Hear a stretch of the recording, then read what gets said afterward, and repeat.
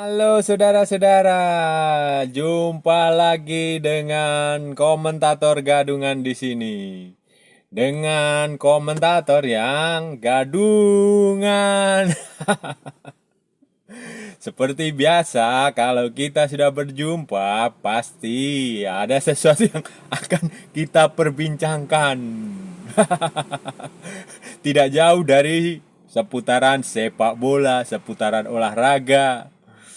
Dan hari ini kita akan membahas soal KLB PSSI. Oh ya, pertama-tama saya harus respect, angkat topi kepada Bapak Iwan Bule dan jajarannya yang dengan legowo akhirnya mengumumkan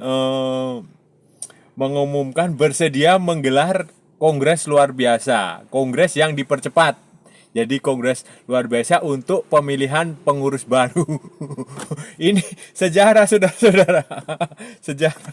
Belum pernah ada dalam sejarah Indonesia PSSI seperti ini. Legowo mau merelakan menggelar pemilihan ketua umum yang baru dan pengurus-pengurusnya. Tentu saja. Nah, ini akan kita bahas di edisi kali ini. Saudara-saudara, sepanjang kemarin tuh hari apa? Sabtu itu sepak bola di Indonesia ini terkejut semua. Supporter, media, semua itu terkejut. Bahkan pemerintah sendiri terkejut. Terkejutannya apa? Terkejutannya adalah pengurus PSSI yang sekarang nih, Pak Iwan Bule, itu menggelar, ya memberi pernyataan lewat akun media sosial PSSI lah. Instagram kalau nggak salah. Instagram, di YouTube ada nggak ya? Mungkin ada. Saya cuma lihatnya di Instagram, itu Instagram sama Twitter kayaknya. Nah, dalam pernyataan mereka itu kayaknya itu pernyataannya Jumat malam baru dipublishnya Sabtu. Sabtu siang, pagi menjelang siang lah itu. Kira-kira seperti apa, Sabtu siang ya, pokoknya itulah. Sabtu, dalam pernyataan resminya itu mengejutkan saudara-saudara. Mengejutkan gimana? Karena eh, Pak Iwan Bule dan jajarannya itu mereka konversi pers, di belakang itu semua exo-nya, ada exo-nya termasuk Pak Iwan Budiawan. Nah, itu mereka berbicara, intinya adalah bahwa PSSI akan menggelar kongres yang dipercepat. Kongres yang dipercepat itu adalah kongres luar biasa, tentu saja memilih ketua umum yang baru, memilih exco yang baru. Jadi mereka mengatakan bahwa mesti apa ya? Walaupun yang secara resmi yang meminta itu cuma dua klub, Persis Solo sama Persebaya kalau nggak salah, itu dua klub itu yang secara resmi sudah mengajukan surat. Tapi mereka ya udah, kita gelar kongres saja, karena sebenarnya aturannya itu menurut anggaran dasar, anggaran rumah tangga, atau ya statuta lah, biasa dikenal itu statuta, itu harusnya 50% plus satu. Jadi kalau kan voternya PSSI itu 100-an lah, 100-an. Tapi yang kalau nggak salah tuh kongres terakhir tuh cuma 80 berapa ya, 80 berapaan lah, 86 atau 83 atau 85, pokoknya ya itu 80-an itu. Nah, tapi ya berhubung alasannya PSSI adalah untuk mencegah terjadinya perpecahan di sepak bola Indonesia yang sudah eh, ya ya timnas lumayan lah setidaknya lumayan. Nah, apa yang bisa kita tangkap dari ini? Ya kita harus kasih jempol, bisa kasih acungan jempol, karena dengan kesadaran untuk kepentingan yang lebih luas, untuk kepentingan sepak bola Indonesia pada umumnya, untuk kepentingan bangsa dan negara, untuk kepentingan Liga Indonesia biar cepat bergulir, untuk kepentingan pemain, untuk kepentingan klub, PSSI tidak bersikeras lagi menolak KLB. Kan sebelumnya mereka bersikeras.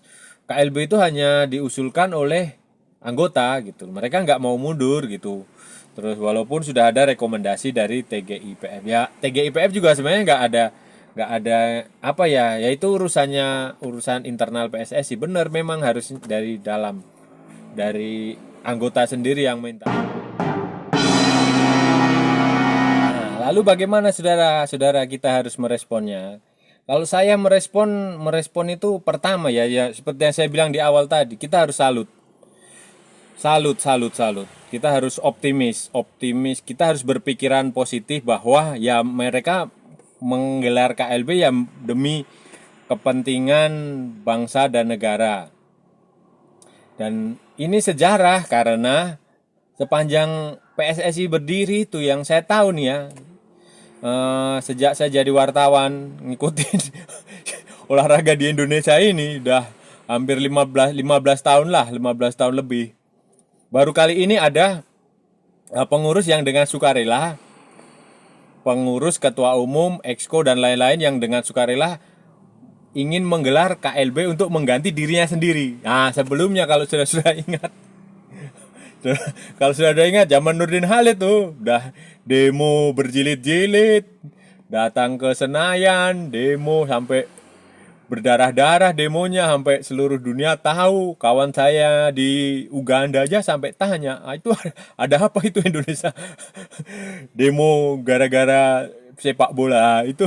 Zaman Nurdin Halid itu waduh setengah mati, sampai beliau di penjara juga masih aja tetap memimpin PSSI sampai sampai ribut lah itu waktu itu. Terus kemudian di zaman LPI juga sama aja.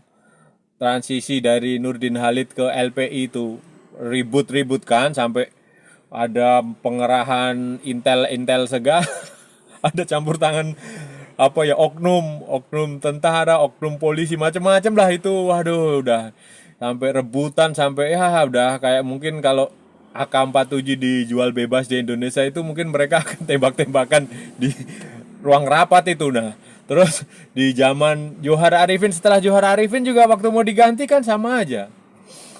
Ribut lagi. Zaman Lanyala Mataliti juga sama aja. Aduh, sampai kacau. Zaman Pak Edi Rahmayadi agak lumayan karena beliau mau jadi gubernur, jadinya ya udahlah, Kongres dia nggak nyalonin lagi atau gimana gitu. Nah jadi yang sekarang ini ya kita layak apresiasi lah saudara-saudara, apapun itu ya, terlepas Anda suka atau tidak, terlepas pro dan kontra dengan kepengurusan yang sekarang, terlepas dari kejadian yang di Malang itu, kita harus angkat jempol karena ini sebuah tradisi bagus lah. Nanti kalau masyarakat sepak bola Indonesia sudah bilang ya udah ketua umum PSSI berhenti, ya ada baiknya Anda mendengar aspirasi dari masyarakat sepak bola begitu. Karena kan ya nggak jelek-jelek amat lah, itu juga untuk kepentingan kita bersama gitu. Tadi sisi positifnya saudara-saudara. Sisi curiganya gimana? Nah, begini, kita juga tetap harus berpikiran kritis ya. Kenapa mak jegagi, bahasa Ugandanya mak jegagi, tiba-tiba mendadak mereka dengan legowo menyerahkan tampuk kepemimpinan kepada Kongres yang kemungkinan besar mereka sendiri akan diganti gitu loh, nggak akan berkuasa lagi. Kan sudah bukan rahasia lagi kalau PSSI itu organisasi yang basah ya. Ada banyak hal yang menguntungkan di situ. Nah, pertanyaannya kenapa ini? Nah, tadi yang kalau kita berpikiran positif seperti yang saya uraikan tadi. Tapi kalau kita termasuk golongan yang skeptis, kelompok yang skeptis, yang pesimis, yang curiga, maka akan dalam benak kita akan muncul jangan-jangan. Nah, jangan-jangan apa yuk? Jangan-jangan, nah, jangan-jangan mereka takut ditersangkakan. Nah,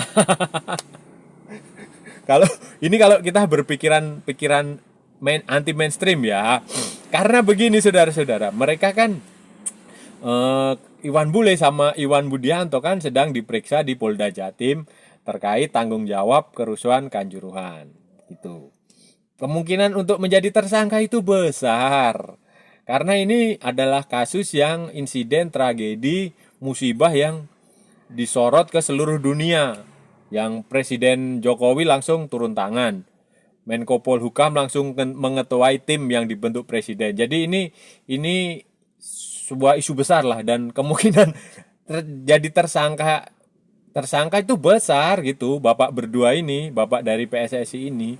Dan sejarah juga sejarah kita bicara lagi sejarah ya, sejarah PSSI itu juga bukan sesuatu yang apa ya, yang aneh. Ketua umum yang bandel dalam tanda petik, yang balelo, yang melawan pemerintah ditersangkakan atau menjadi tersangka lah, bukan ditersangkakan ya, menjadi tersangka. Ya itu salah satunya Nurdin Halid, itu kan, ya itu kesalahan dia lah. Ini terlepas dari kesalahan atau tidak kesalahan ya. Terus yang tampak jelas itu adalah Bapak Lanyala Mataliti, saudara-saudara. Waktu itu ditersangkakan, jadi bukan ditersangka ya, jadi tersangka di kejaksaan. Tersangka apa ya saya lupa, pokoknya korupsi apa gitu, di koperasi atau di apalah gitu pokoknya. Jadi terus kemudian ya udah toh, dalam statuta FIFA maupun dalam statuta PSSI, kalau orang sudah jadi tersangka kan nggak bisa jadi ketua umum PSSI, dan dia nggak bakal bisa lagi kembali menjabat di situ gitu.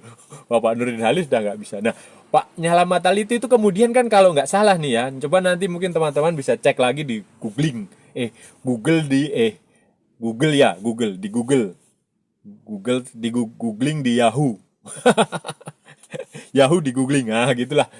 Bisa dicek lagi. Waktu itu kalau nggak salah Pak Nyala Mataliti itu mengajukan pra peradilan atau gugatan atau apalah ke pengadilan, dan ternyata dia bebas gitu. Pada akhirnya tidak terbukti melakukan tindak pidana korupsi, dan ternyata kan sekarang beliau jadi ketua DPD kan, DPD RI, Dewan Perwakilan Rakyat, Dewan Perwakilan Daerah RI. Nah itu. Nah kemungkinan pengurus PSSI yang sekarang udah melihat tanda-tanda begitu nih.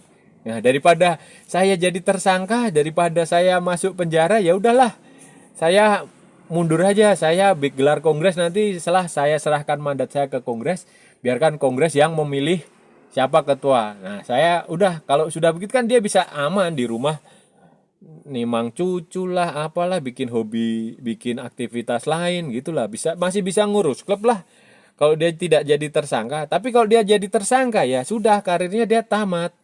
Bapak Iriawan yang rumornya mau nyalon jadi gubernur juga kemungkinan akan selesai kalau dia jadi tersangka kan, atau dia udah nggak bisa ngurus PSSI. Tapi kalau sekarang kan ya ada kemungkinan, tapi saya nggak tahu, ini hanya praduga ya, namanya juga komentator gadungan lah, asal ngomong. Ya, kemungkinan seperti itu, bisa jadi dia takut, mereka itu takut menjadi tersangka, jadi ya udahlah, saya serahkan ke PSSI. Tapi ya nggak seperti itu juga, karena polisi itu pasti sudah punya, untuk menetapkan seseorang tersangka itu pasti sudah ada alat buktinya. Dan sistem peradilan di Indonesia ini walaupun seperti itu, tapi ya kita harus percaya, kan kita tinggal di Indonesia, masa kita percayanya sama sistem peradilan di Mozambik? Kan enggak ya. Kira-kira begitulah analisis saya, entah benar atau salah, nanti sejarah yang akan mencatat itu, saudara-saudara.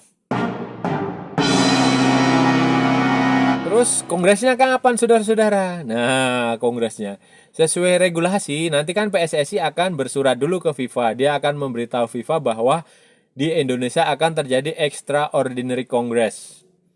Kongres tahunan bisa berubah menjadi extraordinary congress. Annual congress itu, kongres tahunan jadi KLB. Dalam aturannya itu 3 bulan. 3 bulan setelah permohonan itu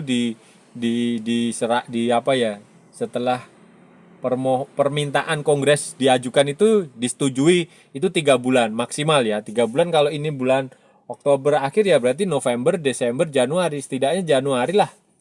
Ya semakin cepat semakin baik, karena ini berkaitan dengan liga ini mau bergulir kapan. Karena saya yakin lah pemerintah tidak akan memberikan izin kalau PSSI belum benar gitu loh. Setidaknya pengurusnya ganti. Oke, nanti misalnya Pak Iriawan udah nggak jadi, pengurus siapa lagi ganti, ya dia lobby pemerintah. Pemerintah ini sudah TG, rekomendasinya sudah dijalankan. Terus masalah stadion kan Di Indonesia ada beberapa stadion yang memang nggak memenuhi syarat. Ya nanti solusinya gampang aja. Klub suruh benahin stadionnya itu single seat yang jelas itu. Kalau dia belum punya single seat ya suruh main di nomaden gitu kan, udah biasa tuh di Indonesia klub nomaden gitu. Main di tempat lain misalnya PSS Sleman nggak punya stadionnya, nggak ada single seat. Main aja di Manahan yang dekat atau di mana? Oh di Stadion Jatidiri Semarang itu sudah ada single seat tapi belum semuanya gitu. Atau ya begitu nanti bisa diatur, itu teknis saja saudara-saudara. Teknis saja single seat. Tapi yang penting kan ya itu tadi, kongres itu kepengurusan itu berganti. Setelah itu ya pemerintah pasti akan memberikan ini. Nah, terus siapa yang jadi ketua ya? Saya nggak peduli saudara-saudara. Siapa yang jadi ketua itu nggak peduli, bagi saya nggak penting. Cuma pesan saya satu, itu siapapun ketuanya yang baru, siapapun anggota EXO-nya yang baru, jangan-jangan rezim lama balik lagi atau apa, saya juga nggak peduli amat lah. Saya pesan saya satu, itu Sintayong jangan di otak-atik, udah pertahankan aja gitu loh. Setidaknya sampai kontrak dia selesai. Karena nanti kalau bapak-bapak itu pengurus yang baru merecoki Sintayong lagi, mulai dari nol lagi ya, bubar lagi gitu loh. Start dari nol lagi, bahkan -1 lagi, itu terlalu beresiko. Jadi pesan saya itu aja, pesan saya itu, tolong di Sintayong timnas itu nggak usah direcokin lah. Dan saya percaya nanti itu nggak akan direcokin karena backingnya Sintayong itu langsung Presiden Jokowi, udah itu backingnya beliau itu udah, jadi nggak akan aneh. Dan tinggal Pak Iriawan ngasih pemahaman kepada Sintayong, bilang aja Pak Sintayong ini kongres biasa aja, nanti kalau saya nggak jadi ketua umum ya udah Anda tetap bertahan di sini, tolong bantu sepak bola Indonesia, gitu aja. Oke saudara-saudara, kita sudah bicara panjang lebar hari ini. Kita sudah membahas Kongres Luar Biasa PSSI yang akhirnya akan digelar sesuai permintaan pemerintah melalui tim gabungan independen pencari fakta. Dan dengan legowo juga kepengurusannya Iwan Bule mau menggelar kongres tanpa berdarah-darah, tanpa buang-buang energi, tanpa ribut yang nggak perlu, dan atas nama kepentingan mereka mengatakan ini demi kepentingan sepak bola Indonesia biar tidak terjadi perpecahan, dan itu harus kita acungi jempol, 2 jempol kalau perlu saudara-saudara. Kita harus salut, semoga ini menjadi semacam menjadi presiden buruk di masa depan, bisa menjadi contoh di masa depan bagi ketua umum PSSI selanjutnya. Kalau ternyata Anda dianggap gagal mengurus sesuatu, entah itu liga, entah itu timnas, udah sebaiknya Anda ya udah mundur atau menyerah atau menggelar kongres luar biasa pemilihan atau apalah sebagai bentuk tanggung jawab moral. Itu aja. Baiklah ya saudara-saudara ya, selesai ya, nanti kita sambung lagi di lain kesempatan. Kalau ada salah-salah kata saya mohon maaf, tapi kalau itu sebuah kebenaran ya memang benar. Jangan lupa like, share, and subscribe, dan ikuti pula akun media sosial Komentator Gadungan di Instagram dan di Facebook. Oke, salam olahraga dan merdeka.